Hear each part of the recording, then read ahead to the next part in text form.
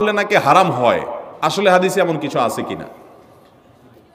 মোষ ধোয়া পানি খেলে বা মোষ লাগলে কোনো কিছু খেতে গেলে সেটা হারাম বলে হয়। হারাম তো পরের কথা, অনেকে বলে মাকরু, হারামও হবে না মাকরুও হবে না। কারণ মোষ যদি থাকে আর পানি যদি আপনি খেতে যান তো একটু আধটু লাগবেই লাগবে, যত ছোট থাকুক একটু হইলেও লাগবে। এখন যদি বলেন যে না আমি লাগাবো না, তাহলে মোষ বড় রাখতে হবে অনেক, এবং সে মোষ কিছু একটা দিয়ে চিমটি দিয়ে ধরে উঠায় ধরে তারপর খাইতে হবে। এছাড়া তো আমি কোনো উপায় দেখি না। কারণ যদি ছোট ছোট মোষ হয়, পানি খাবেন আর লাগবে না, তাহলে ঠোঁট ধরে উঠে রাখতে হবে। তাহলে বোঝা গেল এটা ভুয়া, ভিত্তিহীন কথা। মোষ যদি লেগে যায় ইচ্ছাকৃত, তো মোষ ধোয়া পানি, মোষ ধোয়া খানা, মোষে লাগলে সেটা খাবেন না আপনি। কারণ হলো সেটা তো আর পরিষ্কার করে হওয়ার সময় জীবাণু থাকতে পারে, ধুলাবালি থাকতে পারে। ইচ্ছাকৃত এটা করেও না কেউ, কিন্তু অনিচ্ছাকৃত যেটুকু লেগে যায় এটার কারণে হারাম তো দূরের কথা, মাকরু হবে না। এটা ভিত্তিহীন কথা। কথা বুঝাতে পারছি? কোন মদ করে বলে শুনছে এই ফতোয়া যে মোষ ধোয়া পানি খাইলে গুনাহ হয়, মাকরু হয়।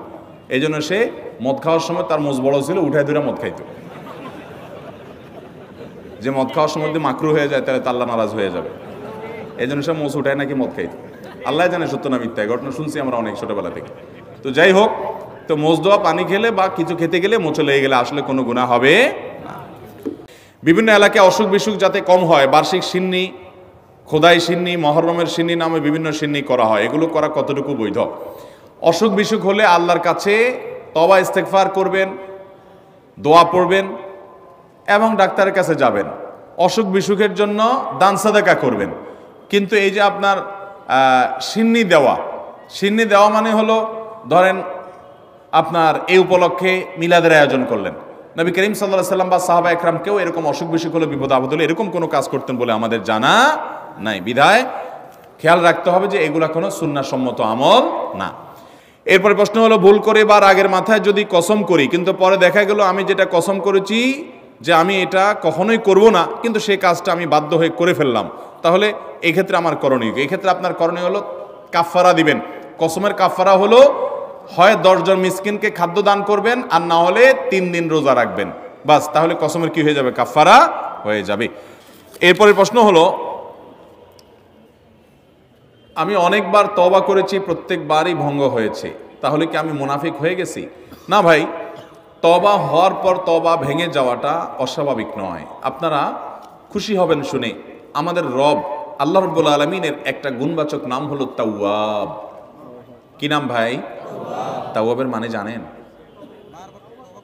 আল্লাহু আকবার। রিপিটেডলি, বারবার যিনি বান্দার তওবা কবুল করেন।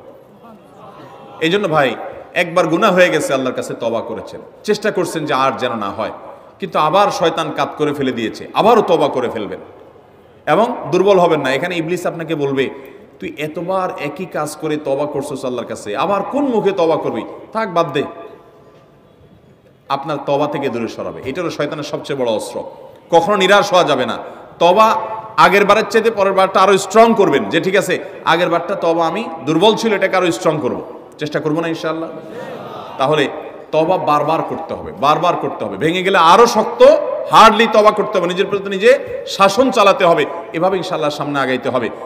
ভারতবর্ষের একজন কবি বলেছেন, আরে ये কুश्ती তো হয় অমর ভর কি, কবি ও দবালে কবি তু দবালে।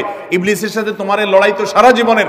কখনো ইবলিস তোমাকে কাত করে ফেলে দিবে, তোমার দ্বারা গুনাহ করায় ফেলবে, আবার কখনো চোখের পানি ফেলে কেঁদে কেটে আল্লাহর কাছে একান্তে। ভাইরা, কিছু নির্জন সময় কাটানো দরকার। আমাদের কোনো নির্জন সময় নাই। নির্জন সময় হলে ওই মোবাইলে আমরা ঢুকে পড়ি, মোবাইল টোবাইল বন্ধ করে ফেলে দিনে রাতে 24 ঘন্টার ভিতরে 5 ওয়াক্ত নামাজের পরে আগে যে কোনো সময় অন্তত 2-4-5টা মিনিট একটু চিন্তা ভাবনা করবেন, একটু নিজের হিসাব মিলাবেন, আল্লাহর সাথে কথা বলবেন। আজকে একটা গুনাহ হয়ে গেছে, আজকে একটা কাস্টমার মহিলা আসছে, তার সৌন্দর্য দেখে তাকে নিয়ে বাজে চিন্তা জল্পনা কল্পনা করেছি, নোংরামি করেছেন, গুনাহ কাজ করেছেন। কোনো কাস্টমার এসেছে, তার সাথে ফাঁকি ঝুঁকি দিয়েছেন, 2 নাম্বারই করেছেন, মিথ্যা কথা বলেছেন, কিনা দর এত আছে বলেছেন, আসলে এত আসে নাই। এই যে মিথ্যা বলেছেন কয়টা টাকার জন্য, এই টাকা দুনিয়াতে থেকে যাবে, মিথ্যাটা আপনার আমলনামা যুক্ত হয়ে আখিরাতে যাবে। এইসব কথা চিন্তা করে আল্লাহর কাছে চোখের পানি ফেলে একান্তে, আল্লাহ করে ফেলেছি আজকে শয়তানের পালায় পড়ে, আল্লাহ খেয়াল ছিল না, আপনি মাফ করে দেন। মালিক, আপনি মাফ না করলে কিয়ামতের ময়দানের শাস্তি হবে ভয়াবহ। দুনিয়াতে আপনি ছেড়ে দেন, আল্লাহ মাফ করে দেন। মাপ চায়া দুনিয়া থেকে ওইটাকে নিষ্পত্তি করেন, একটু চোখের পানি ফেলেন, সেজদায় পড়ে যান, 2 রাকাত সালাতুত তওবা নামাজ পড়ে আল্লাহর কাছে মাপ চান, এরপরের দিন আরো স্ট্রং করেন। এভাবে আপনি লড়াই চালাতে থাকবেন। আর এই কুস্তি তো হয় অমর ভর কি, কবি ও দাবালে কবি তু দাবালে। শয়তান গুনাহ কমা আপনার দ্বারা করায় সে জিতে যাবে, আর আপনি তওবা করে চোখের পানি ফেলে গুনাহ মাফ করিয়ে তারপরে আপনি শয়তানের উপরে জিতে যাবেন। তওবা করতে থাকবো তো ইনশাআল্লাহ। তওবা করতে কখনো ক্লান্ত হবেন, তওবা অব্যাহত রাখবেন, অনবরত রাখবেন। দুনিয়াতে কোনো ফেরেশতা মানুষ নাই, সবাই গুনাহ করে। এর মধ্যে সবচেয়ে উত্তম মানুষ হলো গুনাহ করার পর যে নিজের ভুল বুঝতে পারে, নিজেকে শাসন করে সংশোধন করে সে তওবা করে মাপ চায়। মনে রাখবেন, যে ব্যক্তি তওবার শর্ত আদায় করে তওবার শর্ত কি? তওবার শর্ত হলো যে কাজটা করেছি গুনার কাজ, এটার জন্য নিজেকে নিজে শাসন করলাম। কেন আমি এত নিকৃষ্ট কাজ করলাম? আল্লাহ আমার প্রতি কত ইহসান করেছেন, কত অনুগ্রহ করেছেন, আমার জীবনে কত বিপদ এসেছে, আল্লাহ উদ্ধার করেছেন, তাহলে আমি কেন গুনার কাজটা করলাম? নিজেকে শাসন করা, ভবিষ্যতে না করার পরিকল্পনা করা, লজ্জিত হয়ে চোখের পানি ফেলে আল্লাহর কাছে মাপ চাওয়া, এই কাজটা যদি আপনি বারবার করেন, আপনি নিশ্চিত থাকতে পারেন আপনার তওবা দিন দিন আস্তে আস্তে স্ট্রং হবে এবং একটা সময় আপনি গুনাহ ছাড়তে পারবেন ইনশাআল্লাহ। এই জন্য তওবা কখনো ছাড়া যাবে, যতবারই তওবা ভাঙুক, তওবা আরো স্ট্রং করে করতে হবে। আমি একজন যুবক, আমরা অনেক সময় মজার ছলে বা বিয়ের উদ্দেশ্যে